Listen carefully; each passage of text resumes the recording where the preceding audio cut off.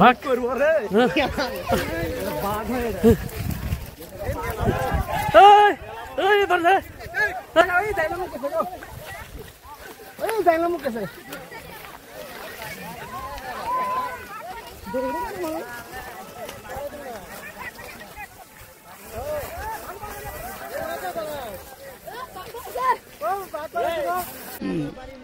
আমাৰ বলতি বৰালি গাঁৱৰ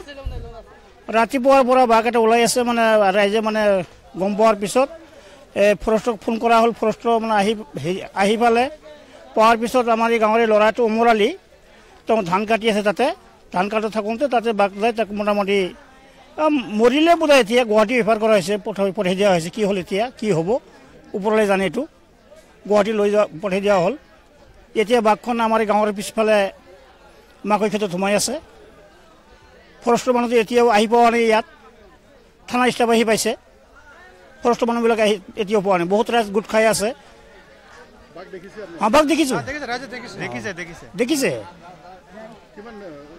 বাঘটো ডাঙৰ আছে সৰু নহয় ডাঙৰ আছে হয় ডাঙৰ আছে দাদা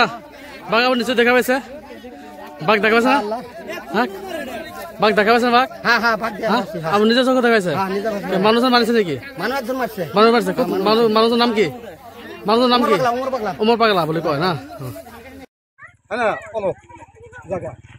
যাতে বাঘে যখন হুঙ্কার ছাড়ছে হ্যাঁ তখন আমি শিক্ষা চাচ্ছি এই বাঘ বাড়াইছে হ্যাঁ ওর ওই কথা যখন বসি তখন আমি বাড়ি মুখ দৌড় পাচ্ছি তো সামনে মুখ দৌড় বাড়ি ও আমাকে মারলো হয় হ্যাঁ পরে যখন বাঘ এই মুখ থেকে আইলো আসার পরে বাইতেছে হাল্লা দিলে ভাই মানুষ বের আছে ধান খেত হুঙ্কার যে মারলো মানুষ বের আছে যাও মানুষ আমি দেখি নেই গে এখন যাও তো যা দেখি মানুষটা পাচ্ছি হ্যাঁ মানুষটা পাওয়ার পাশে যে আমাকে পানি খেলো আমার তোমার বাত নাও আমার বাড়ির কাছে হ্যাঁ পরে বাত নিয়ে এলাম